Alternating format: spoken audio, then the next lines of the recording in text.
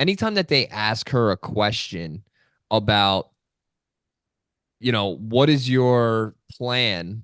There's no answer. There's no answer. She just like, well, yeah, the thing is that groceries are expensive, gas is expensive, and the American dream is for things to be cheaper. And it's like, bitch, what's your plan? It's like we already know Yes, what that. your fucking plan is, and you're not talking about the plan. What is the plan? What is the plan? Well, let's start with this.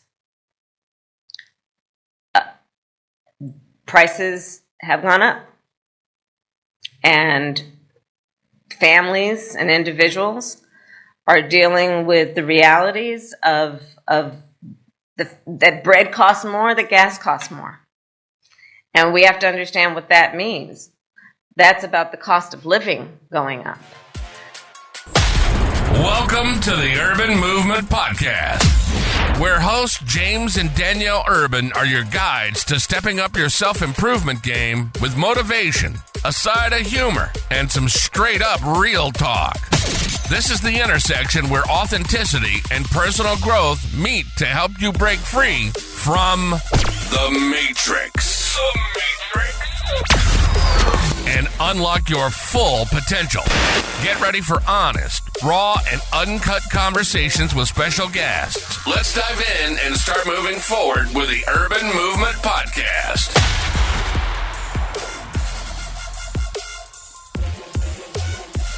Welcome, everybody, to another episode of the Urban Movement. We have a special guest tonight, Marlyse Moran, and it is going to be a great conversation. A woman who I've known for quite some time. She is an entrepreneur and she is a philanthropist. She's an amazing human being and person, and I can't wait to get started talking to her.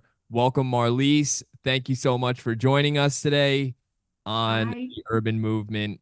And Hi. yeah, I'm so glad to be conversating with you. Can you hear me? We can hear you. Okay, good. I love your headset. It's my PS5 Call of Duty headset. You're a gamer. Sometimes. Sometimes. So tell us about this new business venture that you got going for you. If you want to call it going. Um, so Keith's, I know you guys know Keith's mom passed away in December. That's your So, husband. Yep. yeah. It was kind of more like, well, let me back up. A friend of mine had told me about non-emergency medical transport in the past, and she's like, yeah, it's like a really good business to get into. It's profitable. But you have like a big heart, so it would be a really good idea for you to do something like that. And I kind of like, just push it out of my head, being that when we closed the restaurant, I didn't really want to touch another business again. It was a scary feeling. But once she had gotten sick, and it was just like watching my father-in-law take her back and forth to appointments, is just like there's got to be uh more help out there for people to get to and from doctor's appointments, whether it's ambulatory, wheelchair, whatever. I got my first client a week after she died. So it was kind of like, this is where you're supposed to be. So I thought. Mhm. It's been rough. I mean, every business venture is. I don't think any entrepreneur has a linear path to success. Like No. there's a lot of peaks and valleys in there. And I'm glad that we're having this very open and honest conversation, because I think the internet is flooded. There's a lot of podcasts that are just flooded with like these amazing success stories. Nobody actually wants to talk about the hard work and some of the trials and tribulations that come along with it. None of this is easy. None of it. No, they don't talk about the raw stuff, the behind the scenes stuff, the tears, the crying, the anger, I mean, literally Monday, I felt like I was having a nervous breakdown and I went off on the internet. I don't Yes. ever really express too much of like the personal stuff when it comes to business and things like that, but I've had it. I've had it with and here comes the politics part. But it's true. Like, where are the news teams talking to everyday citizens and Americans like us who are out here struggling to make ends meet? Like, my husband's a retired 9/11 firefighter. We should be taken care of, right? You think that. That's not the case. Like, the money that we had used to go a long way under different administration. Now, why should I have a small business and still have to work other jobs on the side? None of it makes any sense. Mm. So, as much as I'm holding on for hope, like, I almost wanted to sell all my vehicles last week and just call it a day and say, F this, like, I'm done. I'm done. But there's still this part of me that's holding on, like, because of helping people, and the people that we do transport, they become part of your family. And at some point, you have to say, though, is it my family or everybody else? And that's, where it gets tough too, is like, I'm spending more time away from home. I'm bartending. I'm singing on the side. I run a business and I Uber when I need extra money to put food on the table. It's ridiculous, You're a really. hustler. Oh, 100%. I don't know anything else, but But I you're mean, right. I've known you to have that personality though. That real diehard hustle mentality. Ever since you owned a food truck prior, the Empanada Sonata, and then it turned into a restaurant in Murfreesboro, Tennessee. yep. And I think it was just really bad timing. And maybe I mean, I can't speak for you here, but because of COVID and everything else, like you kind of opened up the restaurant right before COVID. COVID kind of shut everything down and made people scared to eat. It almost feels like. Well, do you curse on this podcast? Go for it. Can I say fuck? Of course. Okay. I mean, so you guys were still in New York, well, Jersey, or, in the area, in the tri-state area when we had the food truck. So the food truck was doing amazing. Yeah. I mean, that thing paid for my wedding. It's just like, it was great. It was going great. But it also came to a point where it was time for Keith to retire, and we did not want to stay in New York. Like, who wanted to stay in New York? Look at the shithole that it's turned into right now. So who wanted to stay there? So we left. We come here. We start the food truck here. Everything's great, going good. Food truck's taking off. People are loving us. It's that same momentum, that same feeling. We studied Nashville for a reason with the food truck business. So we were like, all right, everything's going to be great. Thank God we got out of New York when we did, because then boom, here comes COVID.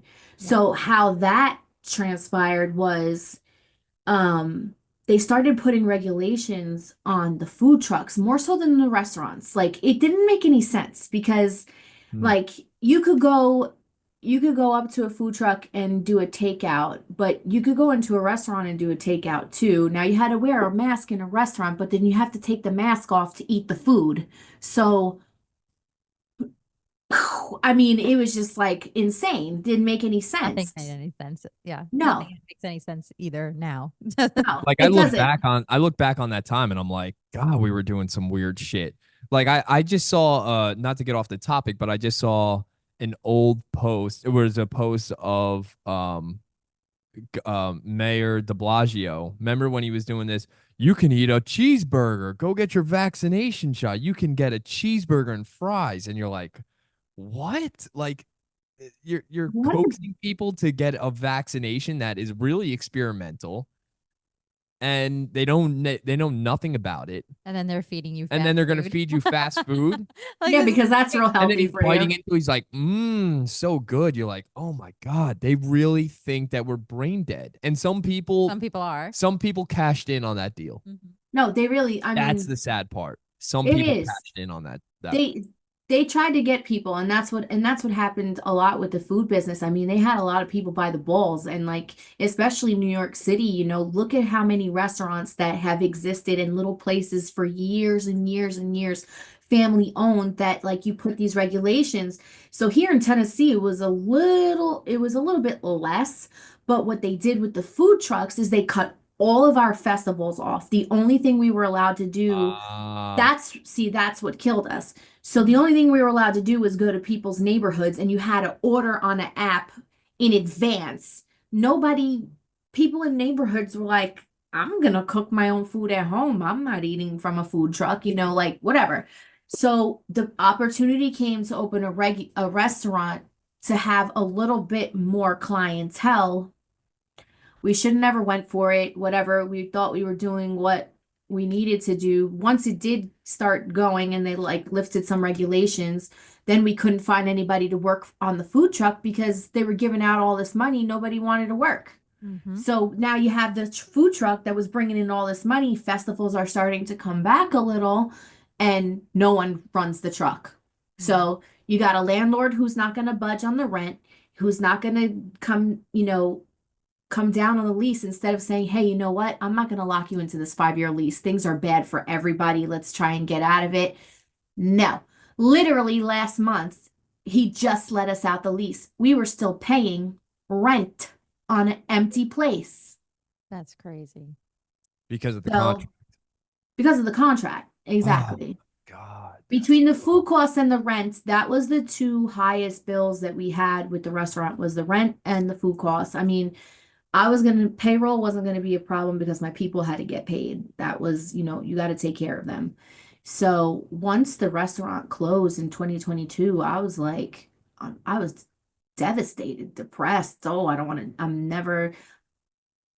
my husband always says, you care so much about what people think about you. And I had to stop. And I was like, it's not about what I think people think about me. It's how I perceive myself and how it makes me feel like I'm a total failure. I failed.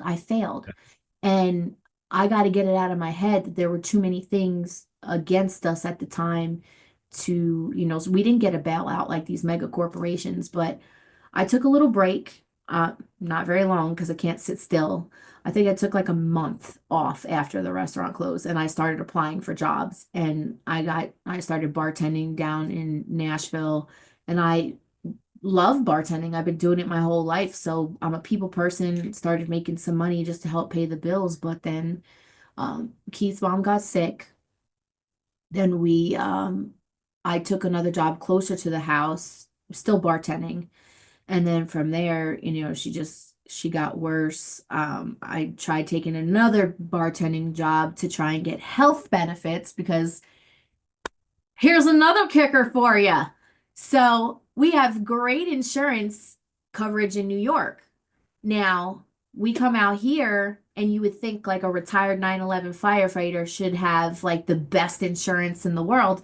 Well, we can only see a PCP. My son has lung problems. Now I can't send him to a specialist. After I got COVID the first time, I started having these weird things happening to me, and my doctor kept like blowing me off, like, oh, there's nothing wrong with you. You're crazy, And I'm like, no, something's wrong. Every time I would go in for the kids, I'd say to him, hey, doc, listen, I'm having that weird thing happening to me again. And I'm trying to explain it to him, and he's just like, okay, like she's crazy. Okay. So 2 years, 3 years go by. I'm like, I'm going to a different doctor. I paid out of pocket to see this guy, and he's like, oh, I know what's wrong with you. He's like, you're having partial seizures. I'm like, what? He's like, anything traumatic happened to you recently? I said, well, I've never had this before. I said, I got COVID. He was like, there you go. He's like, that's exactly the reason. So he's been trying to send me to a neurologist for the past year, and I can't go because we don't have health coverage. That's crazy. So now, when you got COVID, was the restaurant still open at that time? this was before the restaurant opened. Oh, okay. So my cash was born January 2nd of 2020. COVID, that's when it was like happening, but no one knew what it was. Right.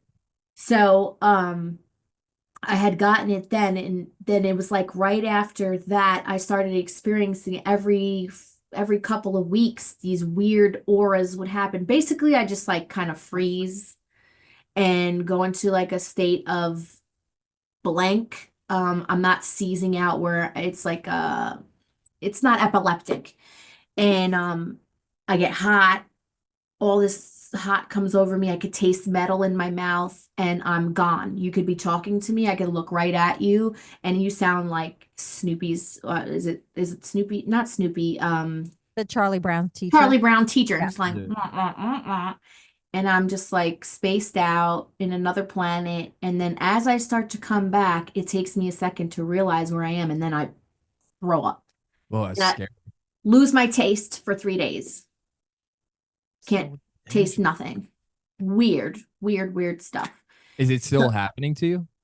I'm on medication. But it's a temporary medication. I'm not supposed to take it for too long because I need to see a neurologist so they can give me the proper medication. But this doctor is telling me that if it's helping me, we'll stay on it until I can see a neurologist. But think about this. I'm not the only American who's going through stuff like this in this country where, excuse my fucking language, we're letting, I'm sure your families come from immigrants too. You got Italians here, there. Mine swam over from Cuba and became citizens, but still, they came here the right way. They had to Yeah. learn English. They had to get jobs. They had to go to classes. They had to do all these things to become Right. part of the greatest place in the world. Right. And now we're just letting everybody in and giving them, they got health benefits. Right. They get food stamps. They're getting Empty. $150,000. California is giving immigrants $150,000 housing allowance. Mm-hmm. It's crazy. 150K. And you don't even have to be of course what you're encouraging people to do that if that's going to be the reward at the end, right? It's like, hey, if you can escape and evade the border patrol Right. and you And can they're get gonna tell all their across, friends, right? Yeah. And then they're all gonna come. So- Why? Because they're gonna vote. they're like, oh, we can get a house. Yeah. Like we can get a nice house in wherever and take $150,000. 9 of us can live in the same exact house because, that's what Mexicans do, right? Dude, they're getting $13,000 in food stamps. I know. It's so crazy. And here we That have would like only last us 6 months, but like veterans that are sleeping on the streets. And it's like, yeah. We What can't is even going take, on? exactly, we can't even take care of our own people. And there are a lot of I transport a lot of vets to and from their doctor's appointments. Mm. And it's sad to listen to some of their stories about how they're treated and how, it's VA is disgusting. awful. Awful It's just, everywhere you go. it's disgusting. And like the good side of my work now, totally separate from the restaurant, is, I'm building relationships with people. I think that I'm helping them, but I have to admit they help me Mm. more.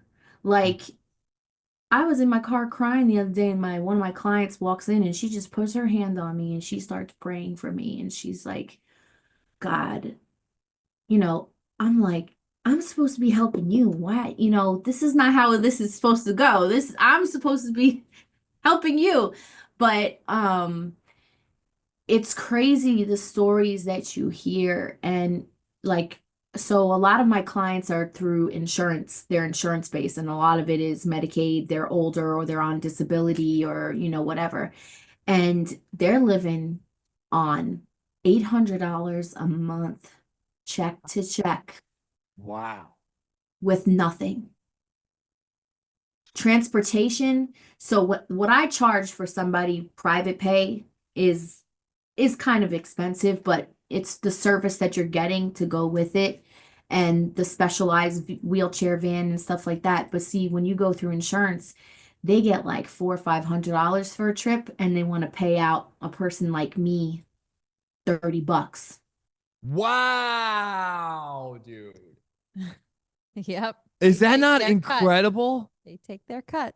They are killing people. This one, and guess what? So wait, They're so do part you of the work- government too. Right. Do you work with the insurance companies, or do you most of your clients come from Private. So private? So I had my goal was to win over contracts, to go to VA hospitals and different facilities and try and do private work through them where they pay me directly. It's very, very difficult. So the plan was to take the insurance clients and stick them in between the private clientele to fill your gaps, make sure you don't have any hold. Like, I don't want to be sitting there for 3 hours with nobody to drive. But what's happening is people can't afford it. Right. People can't afford it. People can't afford to put groceries on the table. How they gonna afford a wheelchair trip to the damn doctor, you know? But this is where the mega corporations come in. You've got the insurance companies raping people for, they get you, they get us, they get the and we're talking about Medicaid, right? So we're talking about people who our tax dollars, I'm talking about every state. I'm not just talking about Right, Tennessee. right. So our tax dollars go to pay for people who can't afford certain things, who are on disability, who are on this and that, but they're still taking all the money. These companies are taking all the money. And what they want to do is they want to get rid of this industry completely because now Uber and Lyft, you ready for this one? I'm gonna school you on this. So if this broker contacts me and gives me, like, let's say they give me 10 trips for this day, and I can't take two of them, and they outsource it to another company, and those companies can't do it because their schedule is busy. After all that, they'll go and call up a Lyft to transport this person. Hold on, it gets better.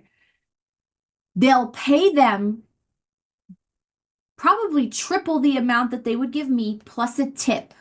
And I have to be credentialed. I have to be background checked, drug tested, certified, wheelchair certified.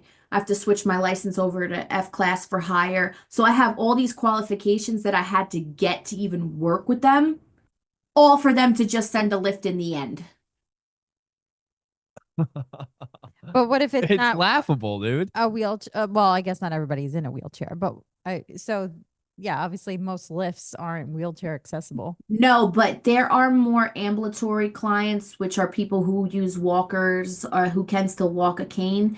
There are more of them than they are in wheelchairs, so they're still banging, they're getting the bang for the buck. Mhm. But what I've heard is that Uber, because they're such a multi-million dollar company, Mega Millions, whatever, they are trying to tap into the medical side. And I wouldn't be surprised if you start Wow. seeing vehicles Yep. with wheelchairs. And that's the problem with the American dream. I mean, you can't fight these mega corporations, just like, with the restaurant. You're up against, all of these, chains, TGI Fridays, who can offer, $5 for a meal on Tuesday nights. It's like, how do you compete with that? Or, groceries, you want to shop local because it's healthier and better for you, but But it's more expensive. expensive. Yeah. Then you're going to go to, Walmart and buy crap. Everything organic is 10 times more expensive. I know. 10 times more expensive. Blueberries. It was like $10 for a pint the other day. I was like, you've got to be kidding me. It was $8.99. Organic They want orange you juice. $8 for organic orange juice. It's like, and that's the crazy side to this. Is like, you want to be part of the American dream, to own your own business. Like, most people want to work for themselves and see it grow. But at what point do you say, like, this isn't working anymore? Like, I feel that if I throw in the towel, like, I had a bad week last week. I almost sold all the vehicles, and Keith was like, we can't keep doing this to ourselves. And I mean, we can't, but again, here comes that you failed again. Right. It's like, Well, one of the reasons that I wanted to speak with you is because I did see that post. I think it was on TikTok, and I I'll say this: I love TikTok. Like I feel like out of the remaining big social media companies, like that's the one that's like hanging on to some form of truth where you can kind of find a balance of everything. Mhm. Although that's changing too. But I came across your post, and because you're a friend of mine, I could see obviously that you were upset. But it just like hit me to my core. Like I understood what you were talking about. And I was like, wow, she's so right. Like there was a point in time where the amount of money that I'm making right now, I mean, that would have been life changing for us. And Yeah. now it's barely scratching the surface. We're Yeah. barely doing it. but And see, this is like, what I'm saying. Like you're a vet too. You like Keith no, wasn't in the military, but in my eyes, he's on the same level. He's a vet, sure, right? That's sure. how I look at it.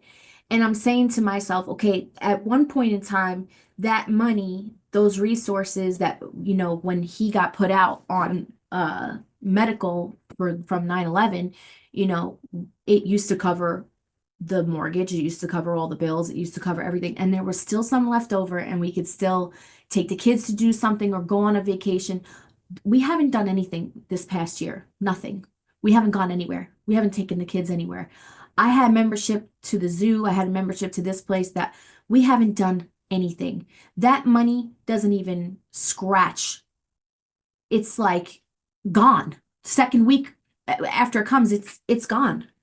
Yeah. How does your mortgage, like, I thought it was a fixed rate. How did that go up? Like you go to the grocery store, literally come home with five bags. It's almost $200 just to the gas. When I tell you there is something, it's an evil presence. It's an evil, I'm very spiritual. I can feel Mhm. the evil Yeah. just around, like trying to devour people. And I'm not even going to lie to you. That day I posted that video, I was sitting in my car, and my cousin Matthew, Matthew, Yep. he had called. He's like, I'm gonna meet you over here. And I was like, don't even come. He's like, what are you talking about? I was like, don't come. I'm a mess. I'm a mess. I've never ever felt like I wanted to commit suicide. Like I've never had that, like I could do it. Um, but there was someone sitting on my shoulder, and it was the devil, and he was saying to me, nobody would care if you drove your truck right into that wall right now. Nobody would care. You'd be better off, blah blah blah. And then the other side of me is like, you're a child of God. Don't listen to this. Mhm. It's bad. It's just a rough patch. You'll get through it. You'll get through it. And then that's when I literally felt like I was having a nervous breakdown.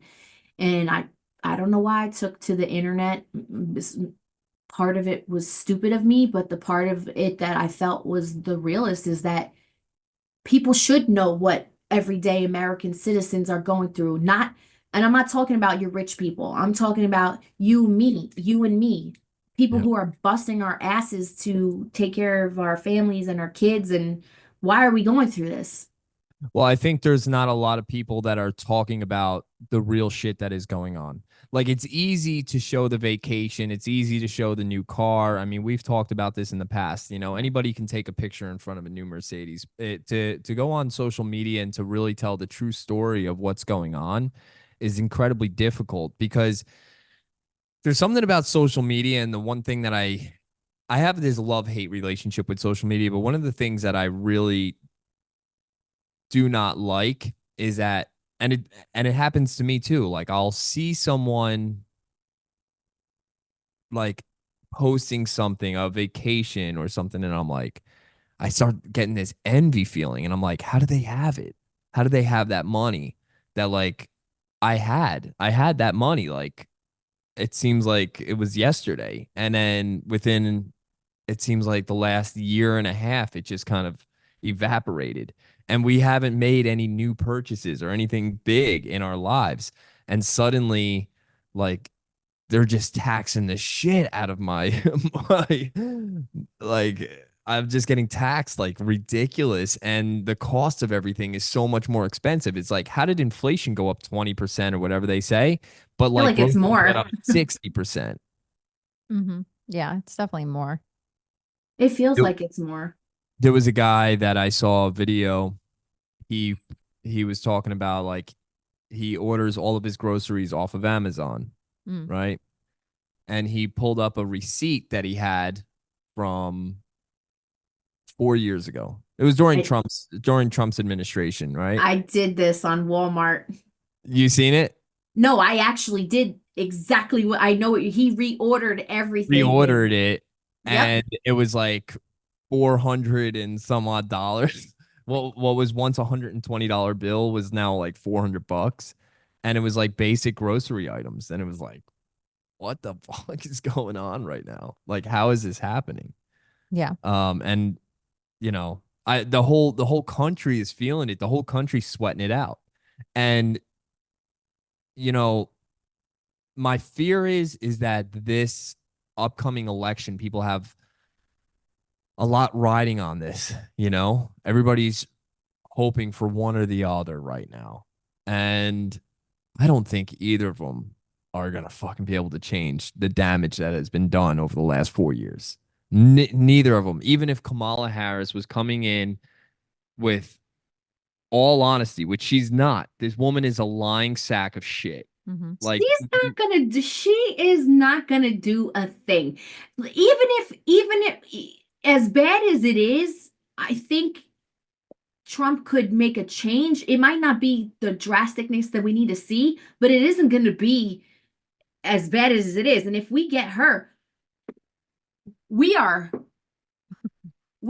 hold on, let me look. yeah.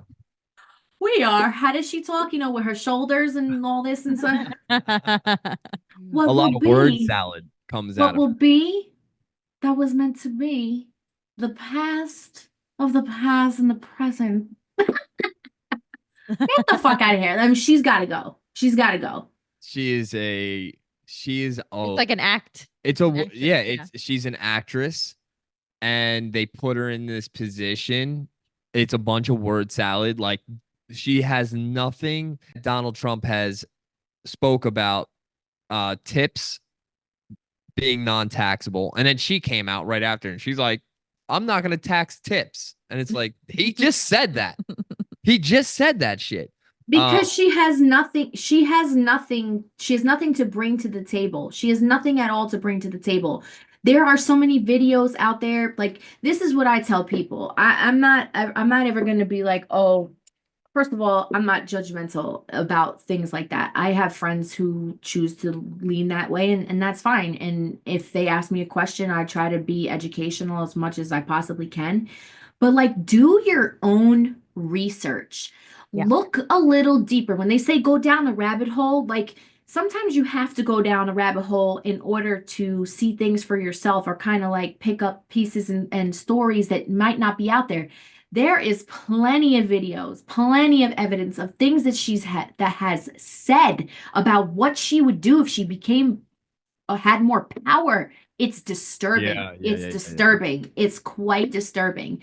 Yeah. And we are going down. Uh-oh, what did I do? Can you hear me? Yep. Okay. We're going down this path of utter destruction. And honestly, I don't care whether you don't believe in God or not, but really what it all boils down to at the end of the day is this. It's a heart problem. We as a people have lost love, compassion, understanding, like, just like what our country was founded on. And you know what? People can say what they want, but our country was founded on the principles of God. And we have turned so far away from those things that the Bible already said it. Like, God will let you do. He'll let you do whatever it is you want to do. But one day he's going to come in and just go Yep. and take it all from you. You know, So one of the people that turned me to Christ was you. And I don't know if you really know this or not, but no. when I was on the food truck working with you, I was not. I was maybe atheist at best, right? Like I really didn't believe in much of anything. And it was a dark time in my life, and I think that you know that. And you know, Yeah. I'm very grateful for your friendship during that time because there was no real reason for you to be friends with me. Like I was trying to do the right thing, but like it was just everywhere that I turned, it was just like falling off the rails. We And all have been there. yeah, and I'm glad to, you know, have overcome a lot of those things, and I still have a long way to go, and there's still things in my life that I need to adjust and change. But one of the things that you had recommended to me was to read a book called The Left Behind. Do you remember recommending that book to me?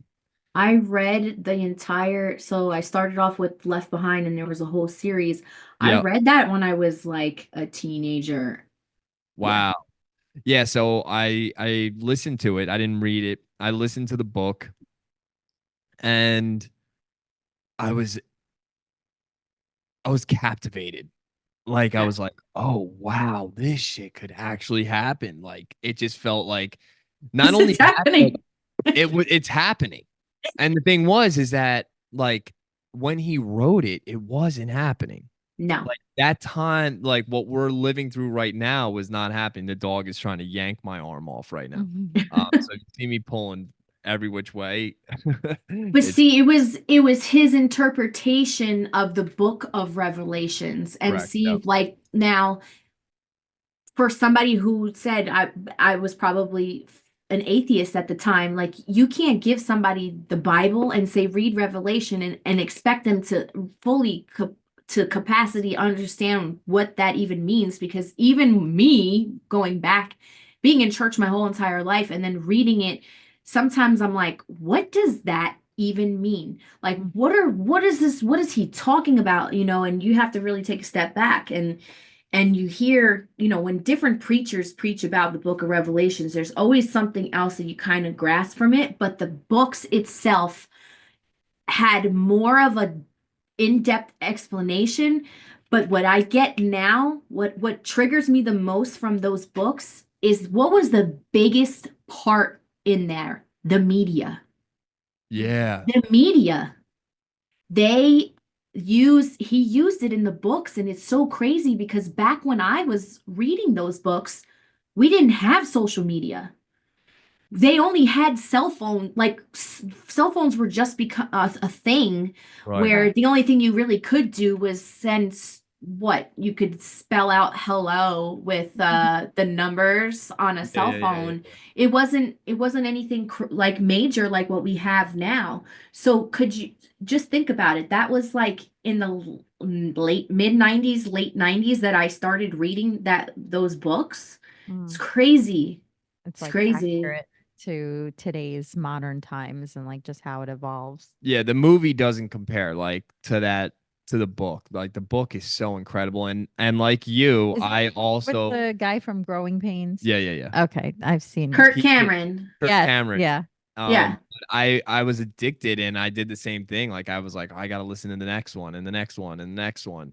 And I ended up reading the whole series. And now I'm like a huge I can't remember the guy's name. Hayes is his last name, the author. There's two authors, they co-wrote it. Uh Yeah.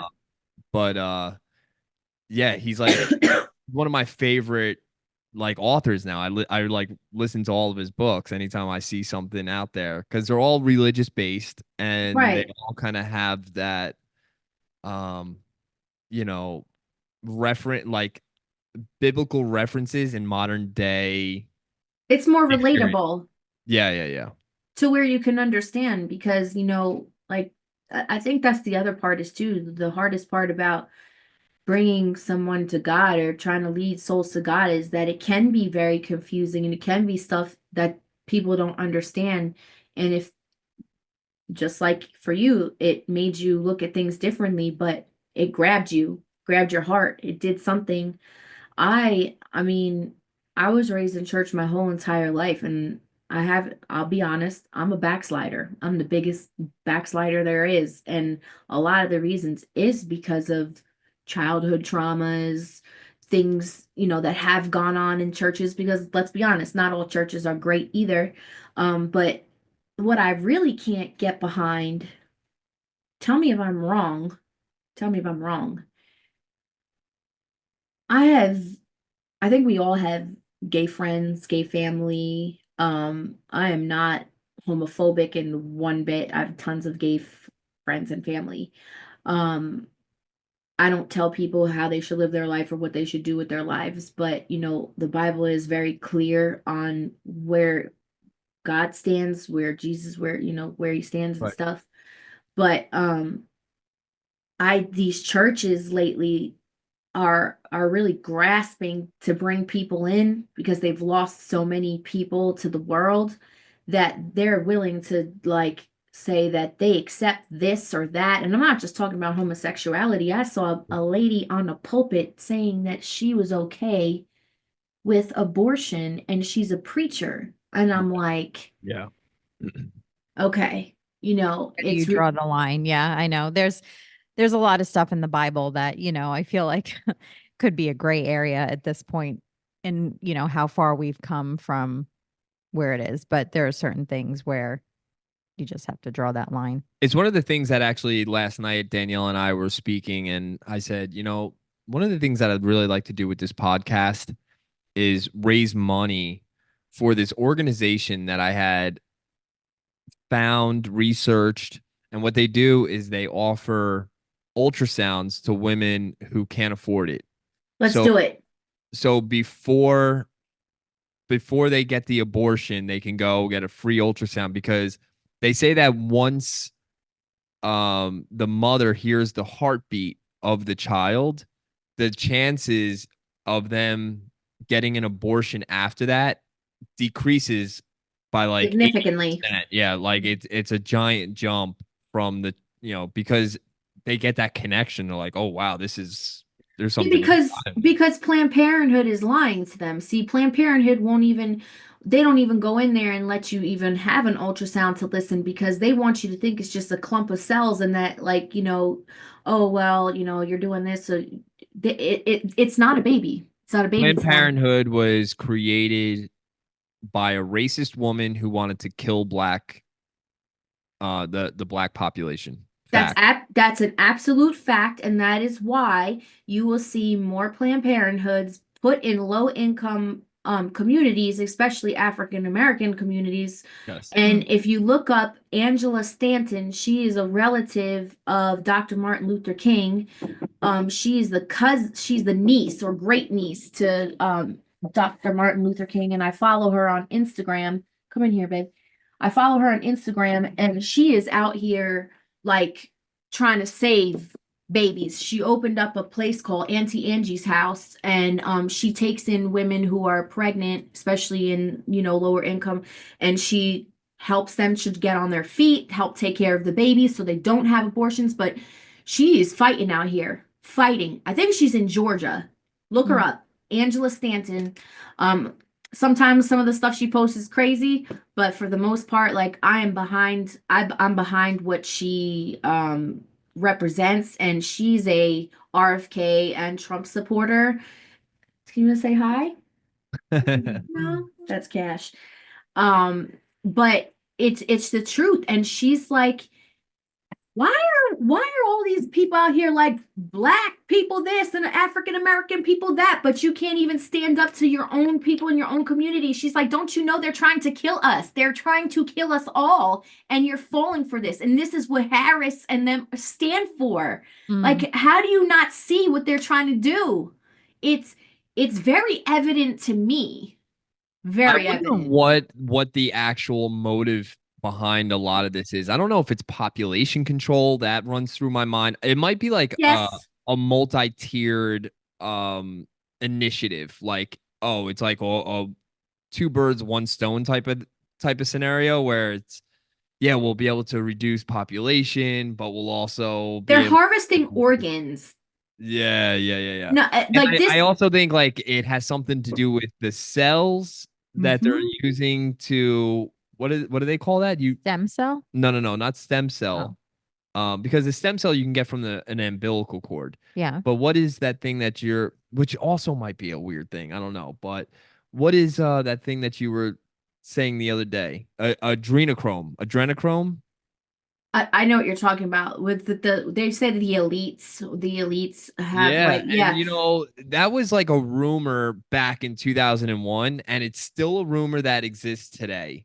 So anytime that I hear things like that, I'm like, There's got to be there's some got to be truth. some truth behind Yeah. it.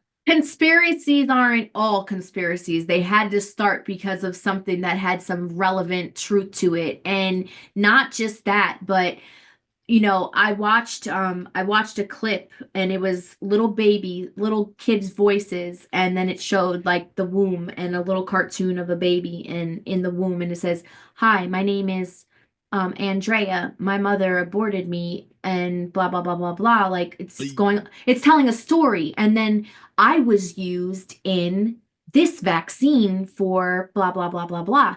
So people don't even know that they're putting this stuff into vaccines. They're harvesting organs, they're using it. Like, this is bad. My heart to even say that, like, to feel it's sick. It's sick and it's demonic. And then And people are, I hate seeing them still today after what we went through with COVID and the COVID vaccination and people finding out that it wasn't effective at all. In fact, it was highly unsafe and a risky thing Yeah. to put People into were your having heart body. attacks from People it. were having, yeah, heart, what do they call that?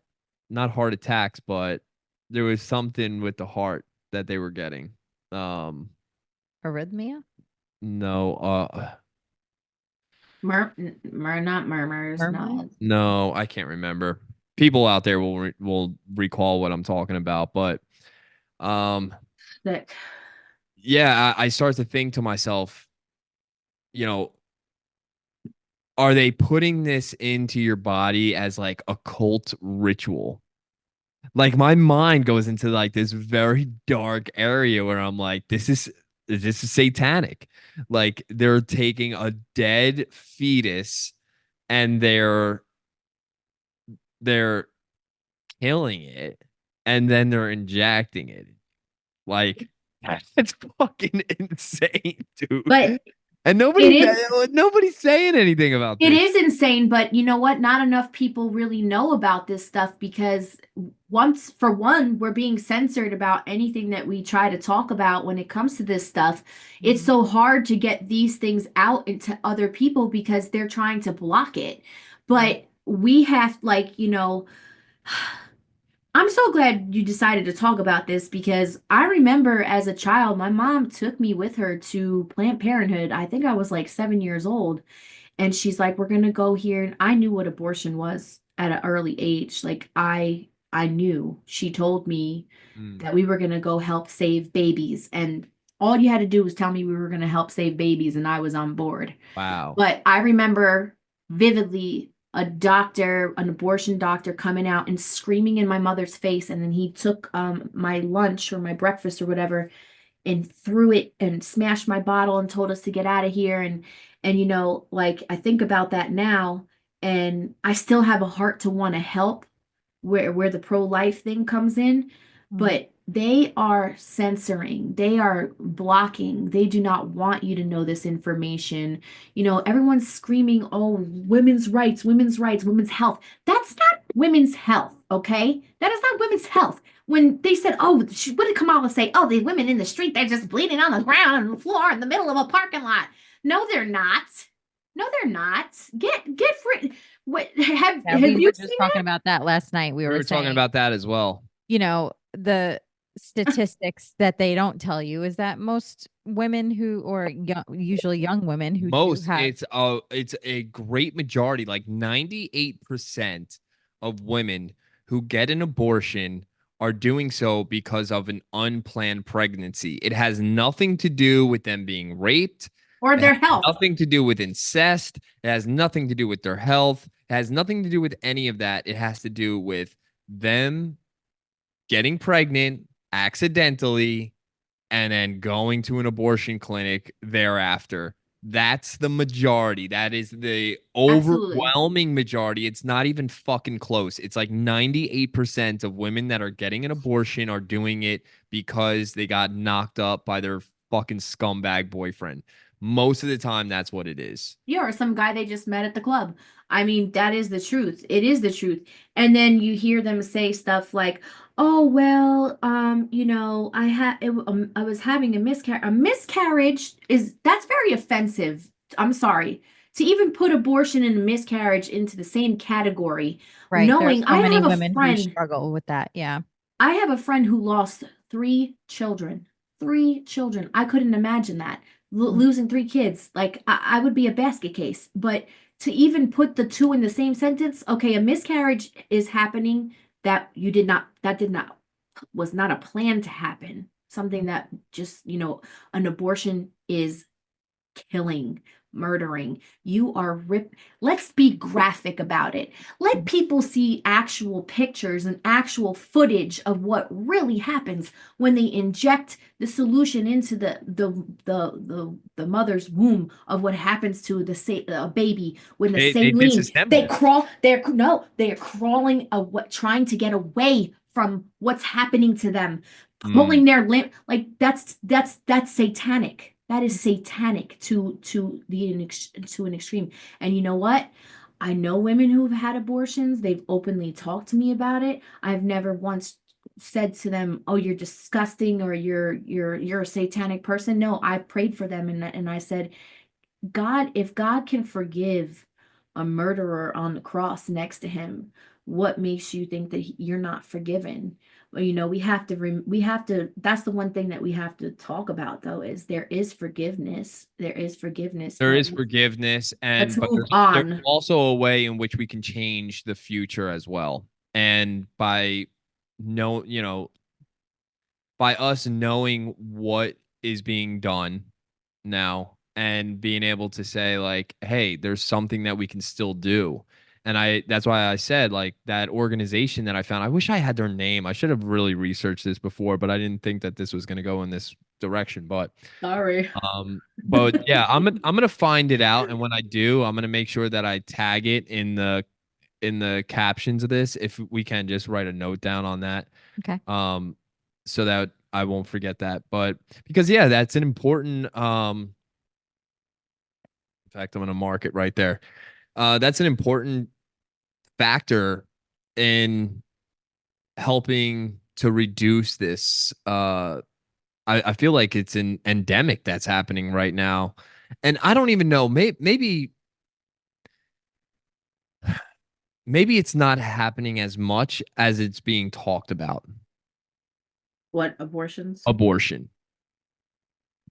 You know, like I could be wrong. I could be wrong, but I almost feel like they want it to be talked about a lot and they want it to be so accepted that more women are willing to do it. I think they They're trying to definitely, get those numbers up, dude. yeah, but they definitely They're trying to increase normalize the it. rate. They No, they're definitely definitely trying to normalize They it. definitely try to normalize it to make it like, oh, it's no big deal. I mean, you're at the Democratic convention and you got a truck outside saying, "Come on over and get an abortion." I mean, That's right. They did do that outside the DNC. That's so fucking foul. You know what really crushes me, and you know, one of the things you weren't on yet for the intro, but in the intro of this podcast, uh, they say for real talk. So let's real talk for 1 second, okay? My mother, who my sister and have been trying to get her to become a Trump supporter, and she hated Biden. Okay, so anytime that I would talk to her, I'm like, Ma, you should read this and read that. Like, don't just trust Fox News. Don't just trust CNN. Like, look at some independent sources of media and do real research before you go to the polls. Like, don't just throw your vote away because she's a woman or because of whatever, right? So my mother tells me, well, I just believe that women should have the right to choose abortion. And I'm like, since when? Yeah, like my mother had me when she was 20 years old. Like she got pregnant when she was 19. I'm pretty sure of it, right? So like my mother got pregnant very young. She had every right and reason at that time to probably get an abortion with me because she was in a failed relationship. She wasn't married. Like it was kind of a fling. I mean, they were dating or whatever, but it was kind of like an unplanned pregnancy. Yeah. And you know, there was probably people that were encouraging her to go and do it. And I'm here today because my mother didn't, and Mhm. my daughter is here today because we chose not to. Not that that was ever an option. Like we Right. planned our pregnancy, but my point being is that like my mother loves being a mother. She loves being a grandmother. And and I'm not picking on my mother because there's a bunch of women out there that have been brainwashed into thinking that if we don't allow women to get abortions, then we are doing a disservice to women. And it's like, wait a second, that's not it at all, dude. Like you're doing a Yeah. disservice to humankind. This has nothing to do with men or women. Has to do with like this is an incredibly creepy fucking thing that we're doing as a society. Well, and then they're just like making it even more radical with what was that amendment number 4 that we were talking about? So like Oh, Oh, late they late abortion. term, yeah. Yeah, and then to go even deeper, once there was a policy like if the baby survives the abortion, you're supposed to, it's alive, it's outside the womb, so now you're supposed to do everything you can to keep that baby alive. They don't. They'll leave the baby there and Yeah. let the baby die. That's disgusting.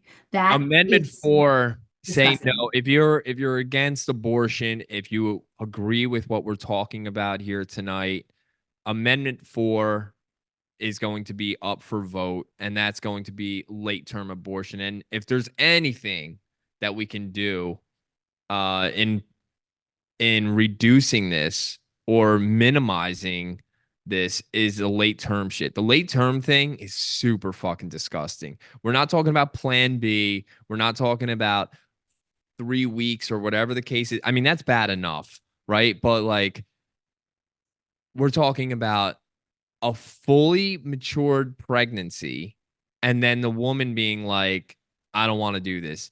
And here's the thing is that again, there was doctors that came out and said, well, that's only in cases in which the mother's life is in peril and she could lose her own life if she gives birth. But that's also not the majority. Right. A majority of late term abortion is by choice, is by a girl being 8 months pregnant and being like, I don't want to do this shit no more. And I think what often happens is she gets pregnant with a guy. He They leaves. they tried to work it out, Mm-hmm. and okay, we're gonna have the baby. Oops a daisy, but we're gonna have the baby, and then the relationship falls apart. And right around 8 months, she's like, "Well, if he's not around, then I'm not having this kid." And then she goes and gets an abortion. Like that's happening Mm. in this country. That's happening. We're talking about when the child is able to hear what's going on outside of the womb. Meanwhile, you have women who are, having premature babies and, the unfortunate thing is not all those preemies make it, and You ever seen they're the fighting for their life. Yeah. seen Yeah. the light thing that they do?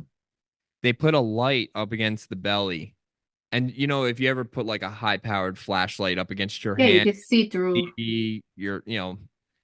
they do that with their stomach and they do like circles and then the baby will start hitting where the Mm. light is and will start pushing. So the baby's so fucking aware, dude.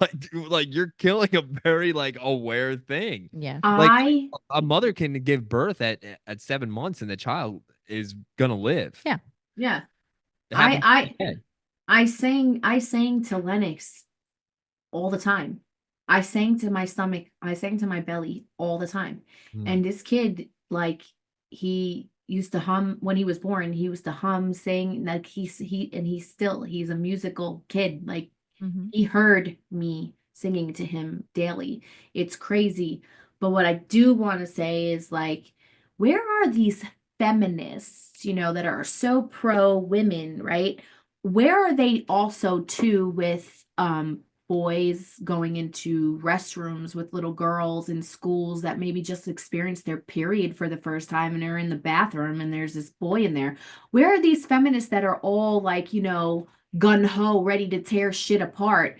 Where are they speaking up for our our little girls and our youth? I mean, you guys have a daughter. How does that Yeah. make you feel? How does that make you feel knowing, like, if somebody comes into the restroom with my kid, I don't care how It's old you are, what you yeah. are, I'm beating the shit out of you. It's a little bit alarming. It's one of the reasons that we switched Valentina from a public school to a Christian school.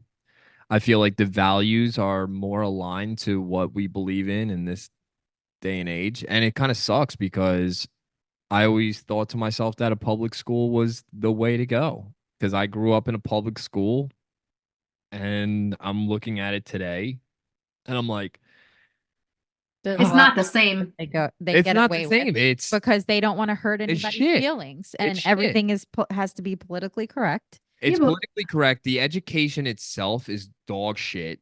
It's it is. it's antiquated way of thinking. They're not learning like true history. They're No, it's learning being like erased. We're yeah, erasing and it's history. it's about diversity, it's about equity, it's about inclusion. Inclusion. Yeah, it's all about that shit and nothing of any true substance. Yeah. They rewrote the mathematical curriculum. I mean, remember how math used to be? And now it's like in boxes and shit. Just wait. Your kids are still a little bit young. Wait until they get No, to sixth grade. That shit is gonna fucking blow your mind. You're gonna be like, he's "How the starting to hell does get this shit this. He's in kindergarten. He should be in first grade, I guess, because New York schools start later and his birthday is in August. So if we were home, he would have been in first grade, but he's in kindergarten. And he brought home these math sheets, and even now I'm just like, huh? Like, Mhm. the wording of it doesn't make any sense either. And for a parent who doesn't know how to do that kind of math, like, I want to teach him how I learned There's a how to do math. correct. There's a reason why. And the thing is that in my mind, they don't want the parent to Have the control and the teaching mechanisms. correct. Like they don't want them to take charge of that. So they implement this mathematic that the parents are not accustomed to. It doesn't make any more sense. It's It's even harder. It takes it, the it's process is harder. longer. It's longer. It takes more time. It's More complex. frustrating. It's frustrating from the parents' point of view. It's frustrating from the kids' point of view. And I remember, like, even when Valentina was bringing those sheets home, I'd be like, no, no, no, no, no. Let me show you another way. And then we would get through it. But then she would be like, wait, now I'm all confused because I'm trying to like rewrite what the teacher's been cramming down her throat for the And last. remember, she's got to go back to school and take the test the way they're showing her. So Correct. Yeah. like, Lennox he's so smart, and he can add already. Like, I show him how to do, but what am I showing him that for? He's not going to learn that in school. Like, Yeah. if I could, not that I have the patience, because I don't have a lot of patience, but if I had to homeschool my kids, I would definitely prefer that over what is going on right now. Unfortunately, there are a lot of families who don't have the luxury of somebody staying home anymore because you can't. It's not, you can't afford to. So, Well, they want the parents to basically give up control, like parental control to the state. And Right. You really don't know what's going on in there you have for the no 6 clue. You hours don't that know. they're there You every don't day. know what they're teaching them. You don't know what they're telling them. You don't know what the subjects. Or the you don't. teacher's opinions on things. I mean, they could be oh throwing yeah. their 2 cents left and right, and you have no idea. There So was a he, there was a story that just got released not too long ago. I think it was out of Georgia where the assistant principal was getting children teenagers who are going to be 18 Oh, to register to vote? register to vote, and they were like, but just make sure that you vote for Kamala, because, and she was like giving her reasons why Kamala is the person that she should vote for, because if not, we're gonna lose our country, and Donald Trump Fear tactics. is like Adolf Hitler, and she was like saying all this shit. Well, dude, you're scaring the hell out of the kid, and this is going to be the first time that they vote, and the principal, so the mother went into the school, recorded the conversation, I saw and this. she was like, who are you to tell my kid who to vote for? And she's like, and the principal's like, well, we weren't saying, we were just, okay, yeah, you're right. And it was like, whoa, what the fuck is going on here? You're bringing kids in and telling them to register, and they can, Brainwashing them. yeah, and brainwashing them at the same time. I mean, how manipulative can it possibly get? Forget about the fact that the colleges are like that. Hmm. But now we're going to do that with, At the high school level. yeah, at the high school level or at the elementary level, at that. Like, that's going to happen. And it's going to continue to, I mean, you see it already. Like, they have Pride Month in the school and the kids are sitting there with the rainbow flag. Yay!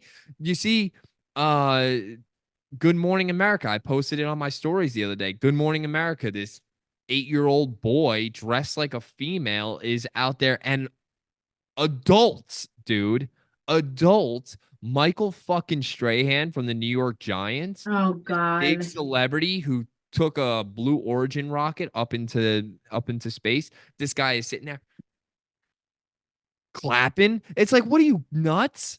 This child is mentally fucking ill. Hmm. Yeah, they And don't see that. you're rooting for this. You're cheering this. This child who is confused. This child who is like It's that. abuse. It really what it boils That down to is that that And kid. exploitation. No little. Yeah. I mean, I'm not gonna say no little boy, but very few little boys are just being like, I want to wear a dress and makeup and have long hair. Like, that has been implemented Yes. somewhere into their Yeah. parenting, like how they were parented. And I know this because Megan Fox, the actress, she's got Ugh. 3 trans children. How the fuck does that happen unless the parent was like, you're gonna wear a dress now. Yeah. You're gonna start wearing a dress. Of course it stems with the parents. And you say watch when the kids get older, watch when they get older. But things are already taking place. Like, so Cash and Lennox were going to a Christian preschool, and it was only like a 2-day-a-week program. And now Lennox is in a public school, but he already has come home and said some things to me because he's going to tell his mom and dad, like, what's going on. And it's already starting to, even though it's small things that might not seem so big to somebody, they mean something and matter to me. But like, all of a sudden we've noticed this whole attitude change with him when he comes home from school, and he's like being really nasty and really disrespectful, and that's not the kind of kid he is. Like, he's super smart, he's super sweet, he's very compassionate about people and feelings of others, and empathetic because he sees the business that we do in helping with the kids with cancer and stuff. But he's been so nasty that we've had to like put him in timeout, take his toys away. And I'm like, something's going on. Something's going on. Something's definitely one. He's now in a class of 17 kids versus 6. So that's a big change. 2, he's getting up even extra early. He has to get ready. He's got to be to school by 7:30, and then he doesn't get home till almost 3:30. So now you're going to school all day long. You're drained. Okay, so you add that to it. But he has this fear of getting a mark. So the teacher's telling me, because I had to ask her, like, what is a mark? So a mark is if you're disrespectful to yourself or to someone else, not keeping your hands to yourself, talking, like all these things that could get you a mark. So now he has this fear that anything he's doing, he's going to get a mark, right? So now my son is an overachiever, so he always wants to be like perfect, like a perfectionist. So he got a mark, and he came home and started flipping out, like, don't look, don't look, don't look, don't. I'm like, what's going on? What's going on? So I called the teacher and I'm like, what happened? Like, what's going on? And innocently, because I know it was innocently, he told the little girl who came to school one day with new glasses, and he associates people wearing glasses as being older because he doesn't ever see a child wearing glasses. So he called her. He was like, "Oh, you look like a grandma." I mean, he didn't mean any harm by it, but Right. the little girl went to the teacher and said something, and she wrote my son up, and he had a meltdown at school, like complete meltdown. And if they get 3 marks, she tells them they have to go do yoga. If you get through, hold on, hold on. What kind of punishment is that? But this is what Keith said. Why are you punishing kids with a healthy, like an exercise, teaching them that like exercising is It's bad? bad. Mm-hmm. So Or is it the fact that they're bending and stretching in front? Well, no, it could be like a No. meditation, like yeah, but a I'm assuming that Oh, sometimes I when got you, I people got you. do yoga, that they're like standing like with their one leg and trying to hold a position. Like if you're telling me you're gonna make my kid go do that, then we have a problem. But so, I tried to address that, and then the other day he comes home and he says, "Mom, I peed my pants a little bit." And I'm like, "Okay, let's go, let's go get cleaned up, let's go change." I said, "Why didn't you go to the bathroom at school?" He goes, "We weren't allowed to." I was like, "What are you talking about?" He's like, "When it's learning time, we're not allowed to use the bathroom." And I kept raising my hand to tell the teacher that I had to pee. And I said, "The next time you have to go to the bathroom, I don't give a crap what your teacher says. You get up and you go to the bathroom. For one, it causes urinary tract problems. You're Yeah. going to damage kids. And who the hell tells someone that they can't use the bathroom? Like, Yeah, it happens all the time. hold I mean, on, how they're gonna many piss people do his this too? pants, pee in his pants. Then you have to worry about kids bullying him because he peed all over himself in front of the classroom. Like, there's just too. I said to my husband, and my husband goes, "Lennox, if you have to go to the bathroom and your teacher doesn't let you go, you get up and you go to the bathroom. And if you get a mark for it, mommy and daddy will not be mad at you." It's just like stuff that now I think the anxiety that he's having is the school is giving it to him. Hmm. He's so afraid. The teacher goes, "He's so good. He just sits there while everybody's running around bouncing off the walls." I'm like, "Yeah, because you made him feel so afraid to do anything that he's going to get in trouble." Right. This is what we're sending up our kids to school. No, I mean, the whole system is whack. And I had the same feelings as you. Like at one point, I was like, should I just be homeschooling? And like, I would tell myself things like, I don't have the patience. When really, I think it's just, getting that break too, like having the kid go and socialize. Yeah. I think homeschooling has evolved so much. Like there's a lot of homeschoolers here down in Florida. They even have a convention in the summer, which I somehow missed because I did want to go to it and just kind of check it out. But there's so many curriculums and methods and ways of doing things. There's hybrid methods.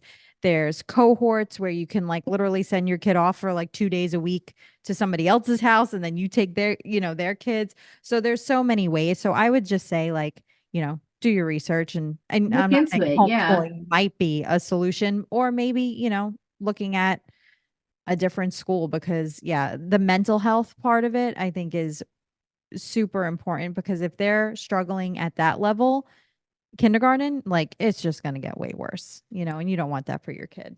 And I think, as for your business, Marley, to circle all the way back around here as we're about to wrap things up. Sorry, we went so far off. No, you're fine. This is what It's this life, is about. parenting. We're talking, this was real talk. Yeah. These are things that are really going on in every American's mind.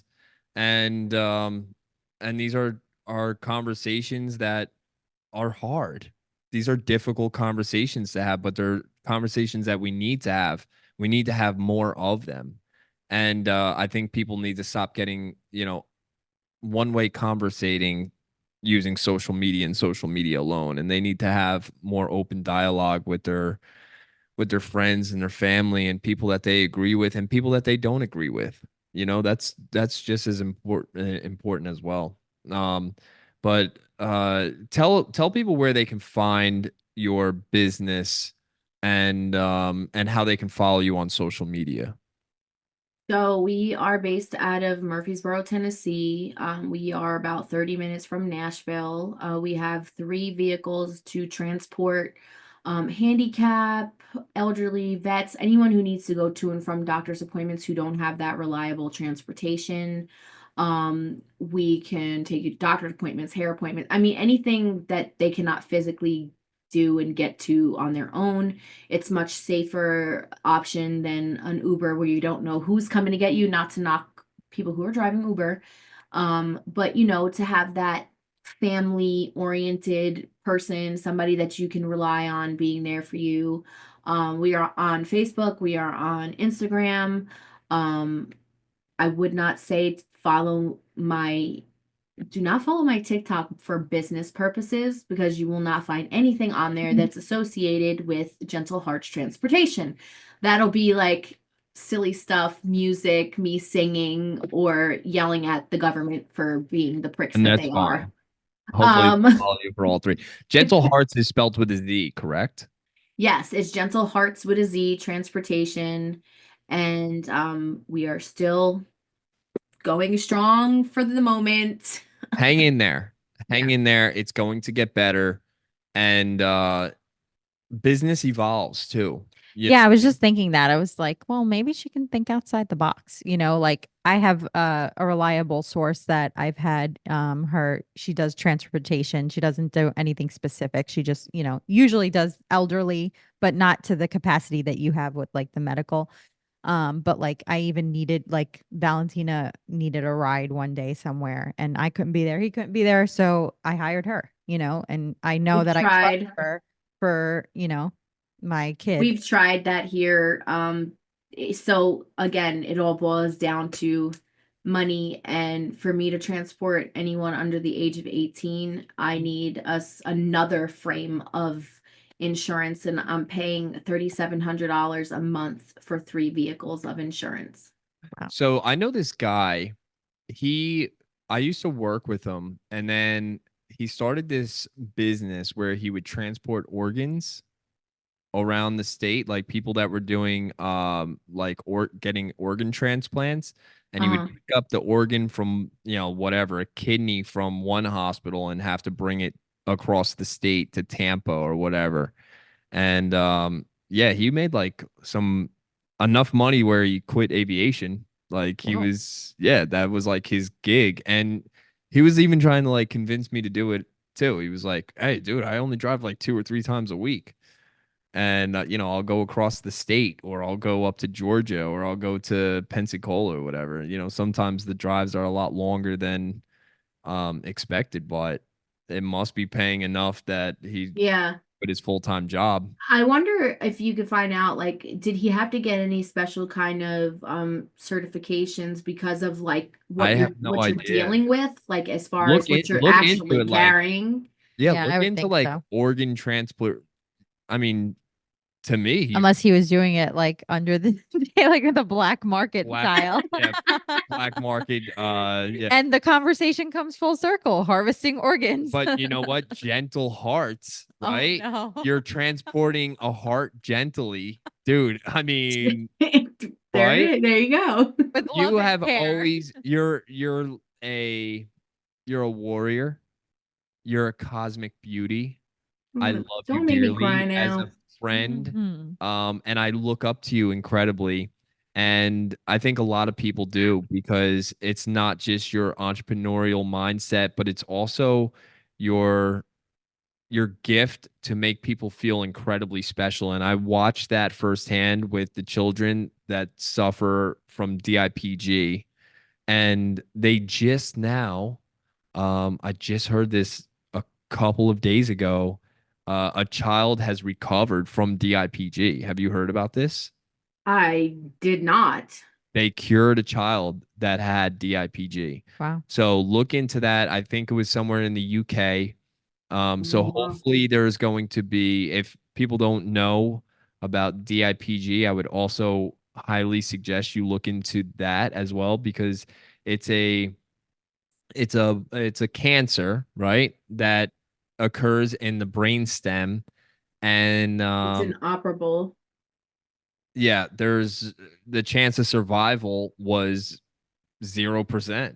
There, and maybe that's changing. Hopefully that's changing, but it's one of the things that you had really given your heart and soul to for so long. So when I heard that you were opening up a transportation business called Gentle Hearts, I'm like, well, that's the perfect business for, because there's no better person to take care of the world or the community than you.